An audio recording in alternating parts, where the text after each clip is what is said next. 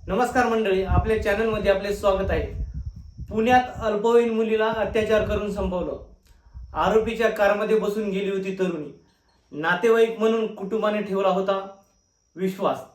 पुणे जिल्ह्यातील एका गावात 17 वर्षीय अल्पवयीन मुलीवर बलात्कार आणि खून केल्याप्रकरणी पोलिसांनी एका 35 वर्षीय व्यक्तीला अटक केली आहे. बघा मित्रांनो, विश्वास ठेवायचा तर ठेवायचा कुणावर? पोलिसांनी दिलेल्या माहितीनुसार 11 एप्रिल रोजी सकाळी पीडित मुलगी ट्युशनसाठी घरातून निघाली, पण ती घरी परतली नाही. कुटुंबियांनी तिचा शोध घेतला, परंतु ती सापडली नाही.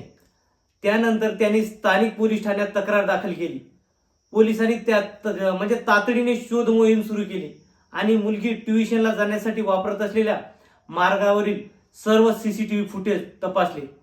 12 एप्रिल रोजी गावातून वाहणाऱ्या नदीत तिचा मृतदेह आढळला.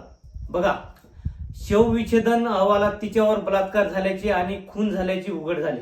तर खरंच विश्वास उडून गेला. कुणावर विश्वास ठेवायचा? त्याच्या शरीरावर जखमाचे निशाणे आढळले.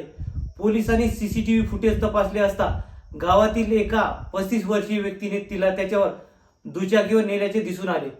पोलिसांनी संशयिताला ताब्यात घेऊन चौकशी केली.